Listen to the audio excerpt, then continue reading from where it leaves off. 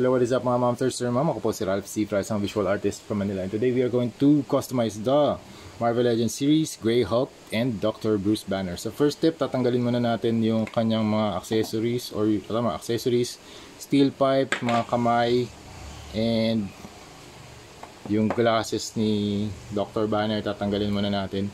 And yung kanyang head, para may sprayan natin ng primer. Yung primer na gagamitin natin dito ay flat clear, number 191 flat clear from Bosnis. Okay, so 2 thin coats, let it cure, and then pwede na tayo mag-start mag-paint.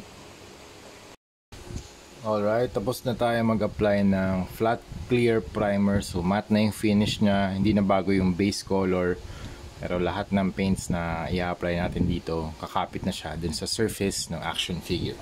Okay, pati yung head, pati yung hands, na-sprayan na rin natin. So nag-cure na siya overnight and we are ready to paint. So yung paint style na gagawin natin dito, yung comic book paint style. So ito yung breakdown ng process. So prime using flat clear, we are done with that. Add shadows. So yun muna yung unahin natin. After that, add first layer of highlights. And then second layer of highlights. And then add yung line art. Yung line art, yun yung black na strokes. And then next yung fine detailing, yun yung mga cross hatching, feathering lines, and yung mga transition lines. And then lastly yung top coat. Okay, so yun yung gagawin natin. So ang next na kulay, ang first colors na gagamitin natin ay water-based acrylic primer matte gray and intense violet. So pwede kong gamitin itong dalawa para magkaroon ng dark color, pero tingin ko pwede natin pag-mix tong tatlo para lang hindi siya, kasi ito pag pinag-mix natin para lang siya magiging grayscale, di ba? So gusto ko magkaroon ng konting contrast sa color. So i-add natin tong intense violet. Meron din naman kayong option to do color blue din naman para mas maging dark blue, pero tingin ko mas preferred ko ang purple hue over gray. Tapos dito magkakaroon din tayo ng purple hue, okay? Or darker shade ng blue. And for this project, ito yung brush na gagamitin natin, round brush na merong finer tip, okay? Okay, game start na tayo. Shout out to Hero Paints for sending these paints for sa mga projects natin. Thank you for the sponsorship. Okay? So mag-mix na tayo ng gray, intense violet, and konting black. Okay, try muna natin dito sa likod. Ito yung ginagawa kong process. So kung mag-start pa lang tayo sa bagong paints, try natin dito muna sa likod para kung nagkamali man tayo, at least nasa likod siya, di ba? So we can, pero don't worry about making mistakes. It's all about making progress, and don't be afraid sa paglatag ng mga pintura doon sa action figure, and don't be afraid sa paggawa ng mga lines. So ginagawa ko rito yung flicking motion ng brush. So ito yung starting end, tapos meron tayong finishing end. So yung vanishing point nung brush. So if I start here, dito sa part na to, yan, sa part na yan, press ko lang yung paintbrush and then flick. Okay, press and flick para nagkakaroon siya ng mas gestural na finish. Okay, yan. I don't worry about the details, basta nagpe-paint lang tayo mga momsir. Okay, we are painting around the recessed areas, yung mga malalalim na areas to. Okay, yan o. Don't worry about anything, and just paint around it. Okay, so yun mga momsir, tapos na tayo sa dark areas, dun sa mga shadows nakapag-apply na tayo. So dun sa mga crevices tayo nag-apply, so sa mga deep na parts ng muscles niya, pati dito sa kanyang face, sa eye sockets, yan yung mga deepest parts, and sa hands. Okay, kanyang hands. So ang next na gagawin natin, mag-apply tayo ng highlights, layer 1. So yung first layer of highlights natin will be the lighter color nitong base color natin. Ito, yung mid-tone. So ito yung shadows, ito yung mid-tone. Tapos mag-apply tayo ng highlights. So highlights layer 1 will be white and matte gray. Mix natin tong dalawa. Okay, try lang natin ulit dito sa likod kasi bagong paint na naman to. So at least dito tayo nag-start sa likod just in case hindi natin gusto yung rehistro ng paint dun sa surface. Okay, ayan. So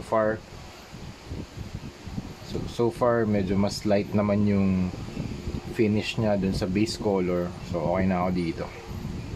You can stick with this mixture for the highlights layer 1. Okay? So ganun lang din yung movement ng brush natin. Press and flick, press and flick. Okay? Okay, kapag nag-start naman tayo dito sa chest area, ganun din. So press and flick, same lang. Okay?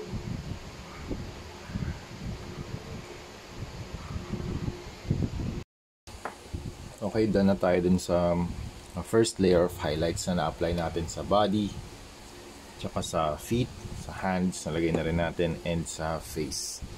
Okay, next step na gagawin natin, mag-apply naman tayo ng darker color dito, or darker shade dito sa kanyang pants. So gagamit tayo ng intense violet and cobalt blue,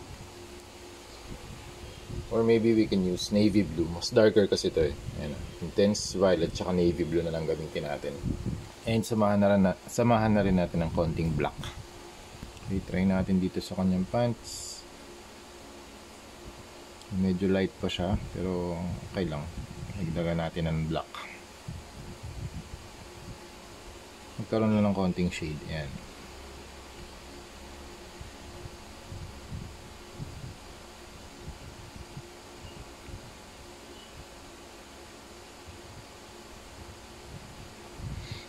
So ito yung shadow layer natin, or dark layer. Tapos after nito mag-apply na tayo ng first layer of highlights.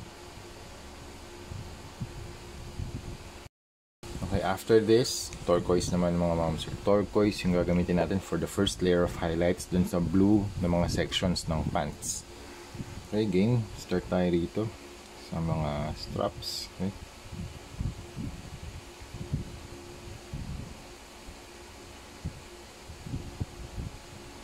And then yung mga folds. Okay, dito yung mga folds. Okay. And don't worry about the details. Diba? Sundan nyo lang yung sculpt ng figure.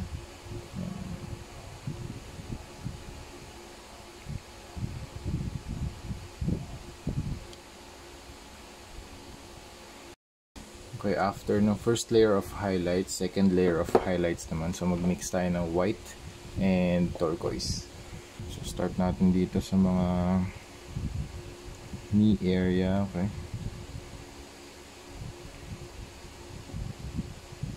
Mas light na siya.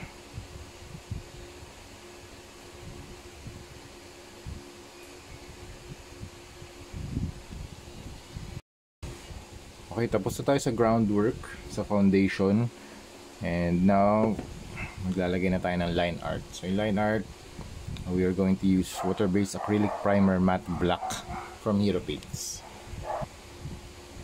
Okay, sa line art, parang yung ginagawa natin, or kapag nag-illustrate tayo ng comics, yung line art or yung mga darkest lines or mga blackest lines, dun yung mga deepest parts nung action figure.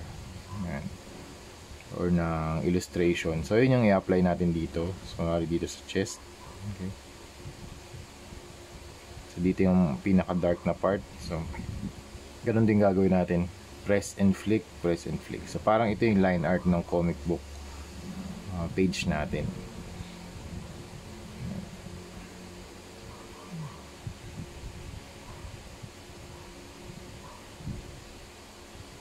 So nagdagdag na lang ako ng tubig, pero pwede rin naman mas opaque pa yung black natin. Okay.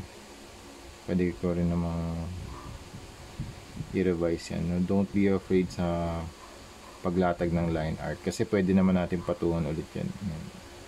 Para dito sa muscles, diba?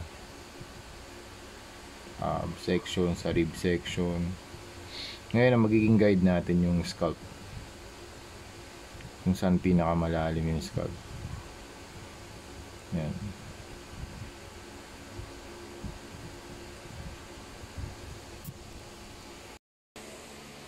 Okay, next step, mag-add tayo ng finer details, finer line art details using a pilot twin marker. Ang gagamitin nating tip dito yung extra fine. Okay? So, pwede tayong mag-create ng mga transition lines, cross-hatching, parang sa sa mga comic book style, kung paano ako mag-illustrate sa 2D or sa paper ng mga comic book illustrations. Yan ginagawa ko rin dito. Yan. So, nag-breakdown din ako ng proseso dito sa comic book paint style na ginagawa natin. So, una, in-apply natin yung primer. Tapos, nag-add tayo ng shadows. Shadows in darker color. Tapos, nag-add tayo ng highlights. First layer. Second layer of highlights. And then, line art. Ito, nandito na tayo sa process na to. Line art. Ito, transition lines, cross-hatching, feathering lines. And then, lastly, top coat. Kung gusto niyo pa mag-add ng highlights, pwede rin naman. So, yun yung last na step bago tayo mag-top coat. So, tapos na lahat ng painting natin. Si Dr. Banner nandito na rin. Tapos na yung face niya. Okay. Done na tayo. So, same process lang for all the parts. Pati dito sa doctor's suit niya. So, you have the shirt, the pants. Ay, kulang pa pala to. Itong kanyang shoes. Wait lang ha. Tapusin natin. Yan. And then, itong kanyang pipe. Okay. And we are done sa ating Marvel Legends series, Greyhawk and Dr. Bruce Banner project. So, recap lang natin yung ginawa natin para dito sa comic book paint style na ginawa natin custom repaint. So, unang-una yung primer. Ginamit natin yung flat clear from Bosnia. That will act as a primer para hindi mabago yung base color ng action figure. And then from there, we add shadows. Then first layer of highlights, then second layer of highlights. Tapos line art gamit yung black na acrylic paint and brush. Tapos we can add more finer line details using a pilot twin marker na ito, extra fine yung tip na ginagamit ko. Okay? Tapos after nun, top coat. That's it. Ito na yung 6 na steps on how to achieve yung paint style from yung stock to this kind of paint style yung ginawa natin. So, wala namang nabago sa articulation, ganun pa rin. So you can still move the arms, rotate. Pero syempre, since this is a customized action figure, let's be very careful sa pag-articulate ng joints para syempre ma-prevent pa rin yung paint rubs and paint scratches. So you can remove this. Removable pa rin yung kanyang shirt. And naro-rotate pa rin yung mga joints.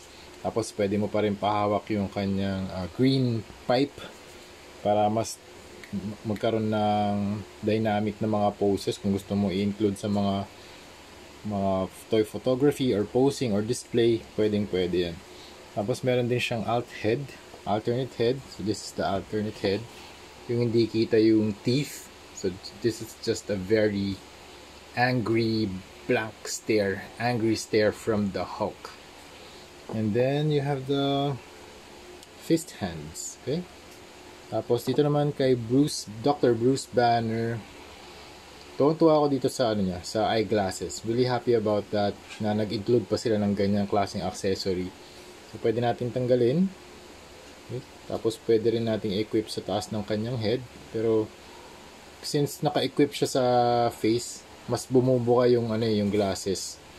So kung ayaw niyang bumuka tapos mapapasok pa rin natin to ng tightly, siguro pwede niya sigurong hawakan muna yung glasses, hindi siya laging nakasuot. Okay, ayan, nahulog na. Tsaka nilalagay ko siya sa maliit na container para hindi mawala. So same lang yung concept dito sa white na lab gown niya. Hindi na ako naglagay ng first layer of highlights kasi white na siya. So, ang ginawa natin, shadows na lang. Isang layer of shadows, tapos line art na kaagad. So, ganun din sa shirt at saka sa kanyang pants. Same lang yung process from start to finish. Again, shout out sa La Cantina and Manda for this very cool Greyhawk and Dr. Bruce Banner action figure set. Alright, so that's it. 360 view lang ulit natin. So here's the front, here's the side, here's the back, here's the other side, and mas close up. Okay, so yan yung kanyang face sculpt and the pipe, the green pipe. And really happy about the pants kasi ang dami niyang folds.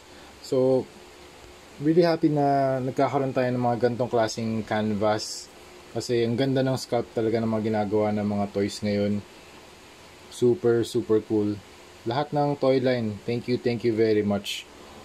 Yan, super ganda ng mga gawa nyo. And then ito din si Dr. Bruce Banner. Yan, so here's the front, back, side, and side. Tapos ito yung kanyang face sculpt na pwede nating i-equip yung kanyang glasses. Okay, so pwede nyo rin siyang i-display ng ganito.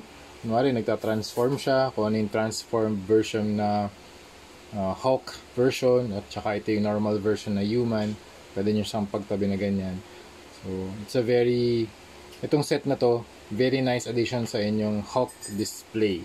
Okay, kahit yung hindi customized, kahit yung stock, sobrang ganda ng gawa na Marvel Legends din.